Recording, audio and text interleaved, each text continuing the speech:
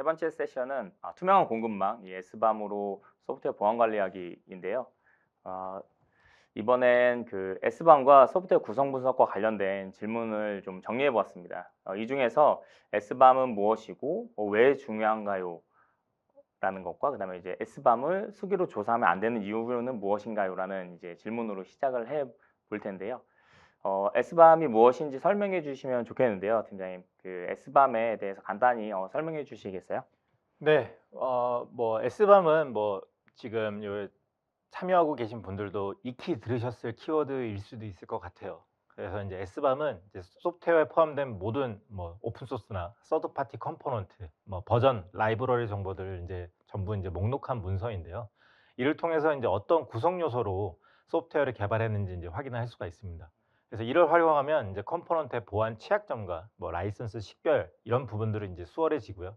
그리고 이제 무엇보다 공급망 보안을 강화할 수가 있게 되는데, 개발 과정에서 여러 공급업체로부터 다양한 오픈 소스 및 서드 파티가 활용이 됩니다. S밤이 모든 구성 요소를 기록을 해서 그 각 컴포넌트의 출처를 이제 추적을 할 수도 있고, 이를 통해서 이제 소프트 공급망을 통해 발생할 수 있는 이제 보안 문제를 사전에 이제 방지하고 공격에 좀 더 신속하게 대응할 수 있을 거예요. 그다음에 이제 두 번째로 이제 S밤을 수기로 조사하면 안 되는 이유에 대해서 이제 질문을 받은 게 있는데요. 그래서 이제 S밤을 수기로 조사하거나 작성하는 것이 이제 어려운 이유는 여러 가지가 있는데, 그중에 이제 데이터의 복잡성과 이제 변화 관리의 대응이 이제 어렵습니다. 수십 개에서 혹은 이제 수백 개의 오픈 소스가 하나의 프로젝트에 이제 활용될 수가 있는데, 수기로 이러한 것을 조사하는 것은 이제 당연히 이제 어려움이 따르겠죠. 그리고 인제 뭐 컴포넌트의 개수가 작더라도 오류 발생 가능성은 여전히 인제 무시할 수가 없고, 보안 취약점 모니터링에도 인제 한계가 분명히 존재를 합니다. 그리고 인제 자동화에 어려움이 있어 인제 수기로 관리하는 것은 이제 개발 속도와 품질을 유지하는 데 있어 좀 불리할 수밖에 없죠. 네, 그쵸. 그 S밤 자체를 수기로 조사하는 거는 뭐 거의 불가능에 가까울 정도이기도 하고 이제 효율적이지도 못하기 때문에 사용하지 않는 방법이죠. 그럼 이제 계속해서 그 다음 질문들이 또 남아 있는데요. 이 질문들은 제가 한번 설명을 좀 드려 보겠습니다. 네. 그 다음 질문은 그 오픈 소스에서 발생한 이 보안 취약점을 어떻게 추적하고 업데이트 하나요? 그리고 이제 소프트웨어가 업데이트 될 때 S밤을 어떻게 유지하나요? 라는 이제 질문인데요. 그 이제 S밤은 이제 블랙덕과 같은 그 소프트웨어 구성 분석 자동화 도구를 사용하면 프로젝트에 사용된 오픈 소스 이름과 오픈 소스 뭐 버전 정보를 식별할 수가 있고, 그다음에 이 오픈 소스의 취약점 정보도 함께 이제 확인할 수 있습니다.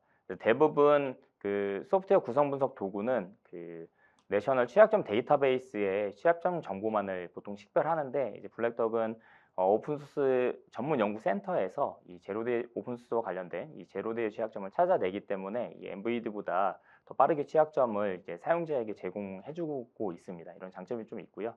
그리고 이제 S밤을 이제 수동으로 관리하는 것은 이제 앞서 말씀드렸던 것처럼 사실상 불가능하기 때문에 소프트웨어 구성 분석 도구가 있다면 취약점 정보도 실시간으로 업데이트되면서 S밤도 이제 최신 버전으로 유지할 수 있습니다. 그리고 이제 개발팀은 도구에서 제공하는 이 업데이트 뭐 방법이라든지 이제 패치 정보를 통해서 신속하게 이제 취약점에 대응할 수 있게 되는 거죠. 네, 그 다음 질문인데요. 다음 질문은 이제 S밤을 이제 CI/CD와 어떻게 연계할 수 있나요? 라는 질문이에요. 그래서 먼저 그 이거에 대해서 답변을 드리면, 이제 블랙덕을 포함한 그 소프트웨어 구성 분석 도구는 보시는 것처럼 다양한 그 개발 단계별 도구와 통합하는 기능을 이제 같이 제공합니다. 따라서 소스 코드가 이제 커밋 되는 것과 같이 이제 특정 조건이 만족이 되면 이제 분석을 하거나, 혹은 정기적으로 이 S밤을 지속적으로 생성하고 이제 업데이트를 할 수 있습니다. 그리고 다음으로는 그 오픈소스 라이선스 충돌과 관련된 질문인데요. 이 라이선스 충돌 문제를 해결하기 위해서는 이제 기본적으로 대체가 되는 이제 라이브러리를 도입하거나, 혹은 이제 소스 코드를 직접 개발하는 것과 같은 이제 활동이 이제 필요하게 되는데요. 근데 만약에 이런 방법을 사용하기 어렵다고 한다면 이제 라이선스를 소유하고 있는 소유자나 이제 커뮤니티에다가 이제 특정 프로젝트에만 좀 예외 적용을 요청하거나, 어떤 협의를 통해서 특별한 이제 사용 권한을 좀 획득할 수 있는 방법도 있기는 한데 이건 이제 흔한 케이스는 아니죠. 그리고 이제 다음으로는 그 앞서 말씀드렸던 이 CI/CD 통합과 분석 결과를 리뷰하는 방법에 대해서 저희 관식팀장님이 계속해서 설명을 해드리겠습니다. 우선 뭐 앞에 설명드렸던 것처럼 똑같은 프로젝트를 이제 활용을 해서 SCA를 어떻게 사용을 하고 거기에 대해서 이제 S밤을 어떻게 생성할 수 있는지에 대해서 먼저 한번 말씀을 드리도록 할게요. 그래서 지금 현재 데모에서는 이제 블랙덕이라고 하는 소프트웨어를 사용을 해서 오픈 소스를 식별하고 그다음에 취약점을 탐지하고 라이센스를 식별하고 뭐 이러한 이제 활동들을 이제 한번 설명드리도록 할게요. 그리고 그래서 보면 우선 아까 말씀드렸던 것처럼 헬스원이라고 하는 프로젝트의 모바일 코드에 한정해서 한번 분석을 진행을 해볼 거고요. 우선 아까 말씀드렸던 것처럼 이제 코틀린이라는 언어를 사용하고 있고, 그리고 이제 빌드 환경은 그래들이라고 하는 빌드 환경을 활용하고 있어요.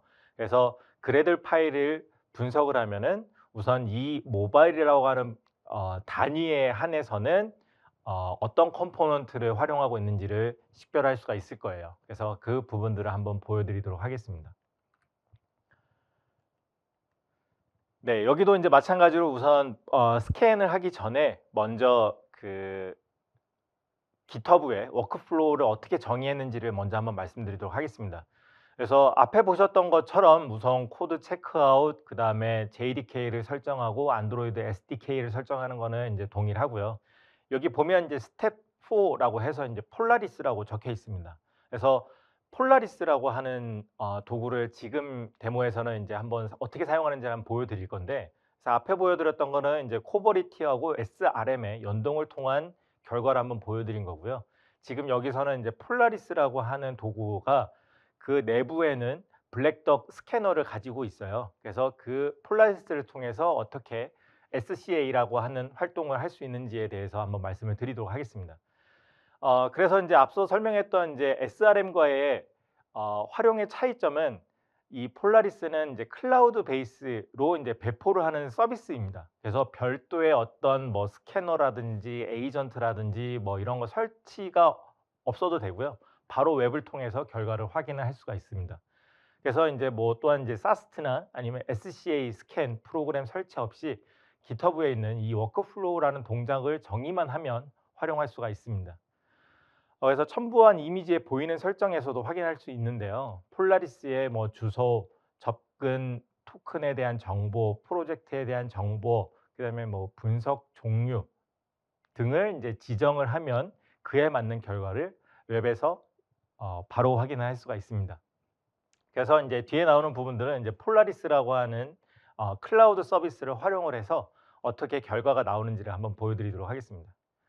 그래서 지금 여기 보시는 것처럼 이제 액션 탭에 들어가시면은 실행했을 때 이렇게 초록색 모양이 뜨면은 정상적으로 스캔이 돼서 결과가 업로드가 됐다. 이렇게 이제 보시면 될 것 같고요.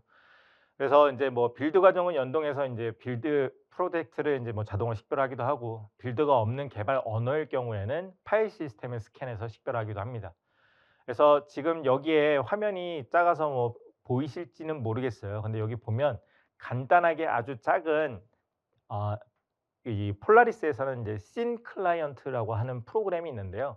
그 씬 클라이언트라는 프로그램 하나를 이제 자동으로 다운받아서 설치해서 스캔하고 결과를 업로드해 주는 그런 방식입니다. 그래서 미리 사용자가 뭐 클라이언트 프로그램을 설치하거나 아니면 분석 프로그램을 설치하거나 뭐 이런 단계가 없이 그냥 바로 활용할 수 있는 장점을 가지고 있는 도구이고요.